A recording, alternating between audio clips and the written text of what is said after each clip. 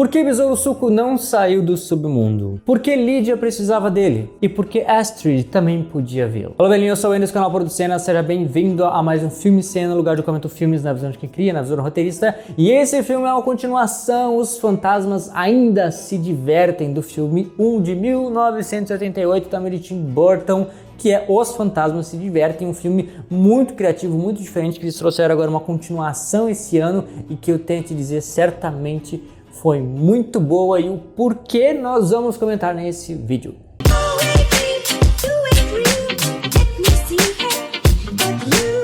Os Fantasmas Ainda Se Divertem. Dia 5 de setembro foi lançado este ano, em 2024, esse filme hoje disponível na Prime Video, cujo nome original, mais uma vez, ele não é Os Fantasmas Ainda Se Divertem. O filme 1, o nome original é Beauty Juice, e este filme se chama Beauty Juice, que é Besouro Suco, duas vezes. E tem uma curiosidade que, na verdade, uma dica que eu penso sobre esse título, que mais no final do vídeo eu vou contar, então assiste até o final. Nesse caso, Lydia cresceu, obviamente, né, de anos atrás, de 1988 até agora, ela cresceu, ela virou uma adulta, uma atriz de verdade, e ela está aí, ela tinha no final do primeiro filme aprendido a viver, né, no início ela vivia um pouco mais para a morte, não sabia viver e aproveitar a vida, e depois ela aprendeu. Porém, depois que os Maitlands encontraram uma brecha e seguiram seu rumo, ou seja, eles deixaram de assombrar aquela casa, eles seguiram para o além, para o descanso, então ela provavelmente pensou, bom, eu consigo ver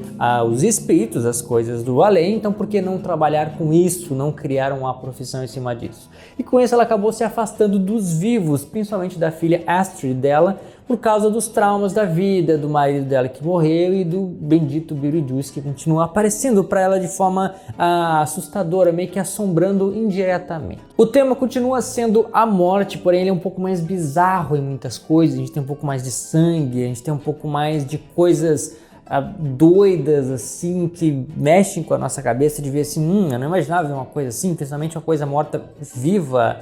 É estranho, mas foi bem feito, afinal essa é a proposta daquele mundo e é justamente isso que eles fizeram, eles pegaram o que deu certo no primeiro filme e eles trouxeram mais disso, eles expandiram, eles melhoraram, enfim, inclusive os cabecinhas pequenas, aqueles que é uma das criaturas que mais chamou a atenção da gente, eles multiplicaram, tem vários, tem um escritório deles agora. O mundo que a gente conhecia só aquele escritório para atender as almas penadas do mundo, eles expandiram, mostraram mais coisas, outras áreas, o pessoal lá do escritório trabalhando, mostraram que tem uma estação de trem, tem mais espaço, de fato tem um outro universo dentro do mundo além. Trouxeram também algumas partes musicais, abertura mostrando a cidade, só que dessa vez eu acho que não é uma maquete, eu fiquei com dúvida, eu acho que na verdade é uma construção 3D, não é uma maquete mesmo e não é o mundo real, é um chute meu, não tenho certeza, mas provavelmente não é uma maquete, embora eles ainda tenham a maquete ali, eles utilizem no filme. Trouxeram alguns atores famosos também, como Danny DeVito, logo no início, né? Porque ele é um diretor, então ele não necessariamente precisa aparecer muito, mas ele gosta de aparecer um pouquinho em alguns filmes e esse foi um dos casos, né? O primeiro ali, o faxineiro a ser, né, pela criatura, pela dona... esqueci o nome dela, daqui a pouco eu falo dela. E William Dafoe também, que é um nosso personagem, tipo um detetive. O Verme de Areia, que antes era uma construção assim legal, mas bem diferente, parecia mais artesanal. Agora é uma criação 3D, mas que ficou boa também. O avô Charles morreu num acidente, que ele estava pesquisando uns pássaros, uns bichos lá, e um tubarão pegou ele. Então foi bem criativo tudo isso, mas ao mesmo tempo foi uma forma de não mostrar o ator. Porque o ator em si, ele só não entrou na história porque agora com 77 anos ele acabou cometendo alguns errinhos da vida, alguns crimes, foi preso. Então por causa disso eles não colocaram essa pessoa que não tem uma boa fama no mundo real dentro do filme, né? Não casaria muito bem. Porém eles precisavam falar, ele fazia parte da história, então tem algumas fotos dele, mas quando ele aparece mesmo ele não tem cabeça, ou seja, não vamos usar o rosto dele, que é para não precisar pagar muitos royalties para ele e para não chamar muita atenção para ele, porque ele é alguém que não tem trazido um bom nome para ele como ator, né? Então enfim, ele só não tá nessa história por causa das cagadas do ator da vida real. Mas que assim, eu acho que isso acaba sendo o arco da história, o teu avô que morreu e tal, funeral, as coisas acontecem por causa daquilo ali. Porém, se ele não tivesse também acho que não mudaria muita coisa, assim, outras coisas acontecem nessa história. É um filme um pouco mais expansivo em muitos casos. Então, velho, muito obrigado por ter assistido até aqui, mas eu vou pedir pra te assistir o vídeo até o final, que vai me ajudar bastante, te inscrever no canal com certeza, e não deixa de assistir os outros vídeos aos domingos, terças e sextas, comentando trailers, filmes antigos e filmes atuais. Porém, eles utilizaram muito bem agora o Beetlejuice, porque afinal ele é o nosso protagonista, o que chama mais atenção, é a estrela, é a coisa mais curiosa, mais bizarra de toda a história. Eles usaram bastante. Porém, eu achei que faltou um pouquinho do Michael Keaton de atuação, porque no primeiro filme ele parecia mais extrovertido, mais louco, mais espontâneo, e agora, óbvio que ele atuou bem, mas faltou um pouco, ele parecia um pouco desanimado, um pouco introvertido, falta um pouquinho de ele tava meio assim, não assim, entende o que eu tô falando? Eu tô tentando mostrar um pouco do que eu acho que faltou. Porém, as animações do tipo máscara, quando salta os olhos, abre a língua, faz umas caras, umas coisas, acho que isso funcionou muito bem, ficou muito legal. Acho que mais filmes podiam explorar isso, esse bizarro, esse doido. Eu mesmo gostaria de explorar.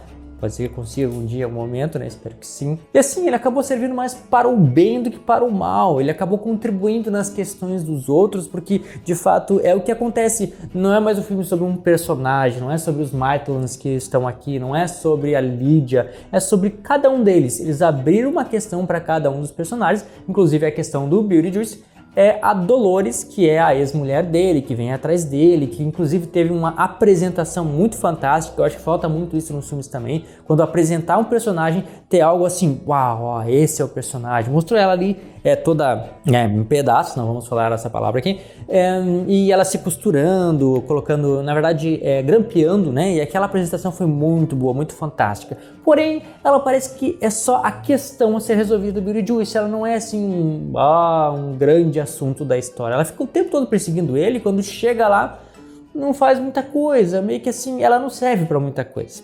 É só para ter um porquê estar fugindo o tempo todo, e quando chega a hora, assim, resolve da mesma forma que no filme 1, que foi com o verme vem e come o Beetlejuice, no caso comeu ela e o outro carinha lá que também era a questão da Lydia, né, que era o carinha que queria casar com ela. Eu acho que a publicidade, as propagandas do filme trouxeram muito a cara da Jenna Ortega, porque assim, a Jenna Ortega ela é mais famosa, que ela interpretou a Astrid, ela participa de muitos filmes de terror, que inclusive ela sempre acaba fazendo um personagem de adolescente, ela tem 22 anos agora, mas ela sempre acaba interpretando alguém que tem, sei lá, 16, 18, 15 talvez, porque ela é pequenininha, ela casa bem ainda nesses personagens mais novos e colocaram muito a cara dela, só que o filme não é sobre ela, na verdade nem trabalha tanto voltado para ela, como eu falei, é mais sobre o universo, cada um tem a sua questão, então não justificaria usar a cara dela. Mas o Beetlejuice, esse sim é a grande cara do filme 1, do filme 2 e possíveis sequências talvez, né, ele continuaria enquanto outros talvez não continuassem. Aí é a questão de cada um, a gente tinha ali a Astrid, a pequena ali que queria ver o pai mais uma vez e por causa disso ela passou por toda aquela treta com o garoto,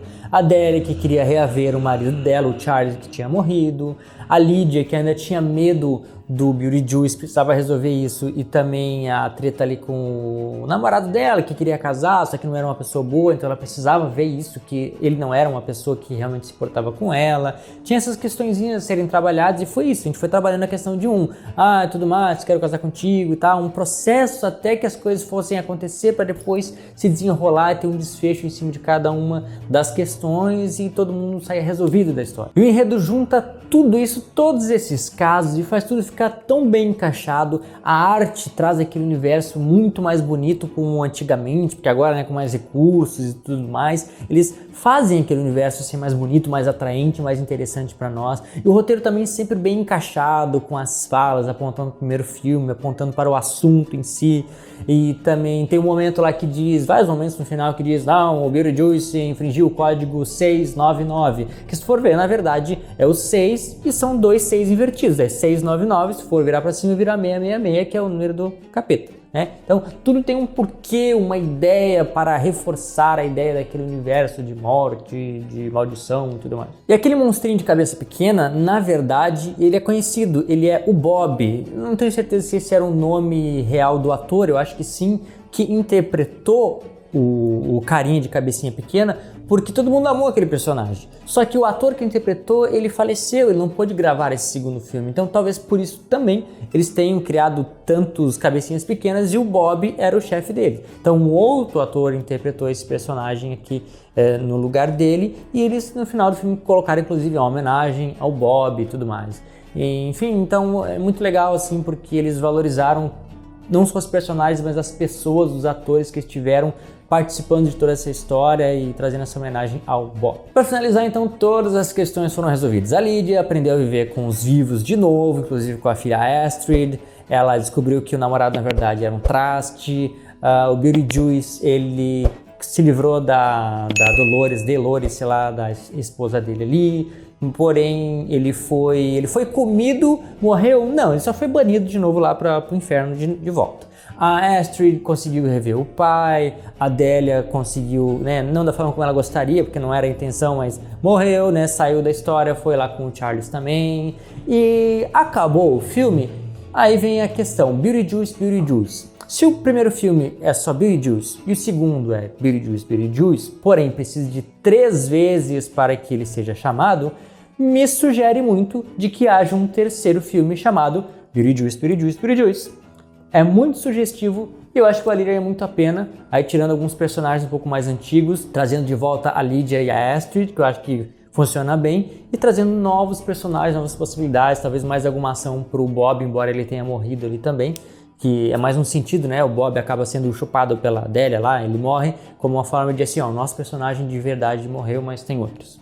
Enfim, é um filme muito legal, ele casa muito bem, ele conseguiu trazer uma continuação perfeita em relação ao primeiro filme, conseguiu trazer novos elementos. Para mim, ele foi um filme de muito sucesso e que vale muito, eu gostaria muito de ver o filme 3. Então comentei se tu gosta dos filmes de Tim Burton, se tu gostou dessa continuação de Os Fantasmas Se Divertem, e isso é tudo, pessoal. Obrigado por ter gostado, por ter assistido o vídeo até aqui e te inscrito no canal. Te vejo no próximo episódio de Producena.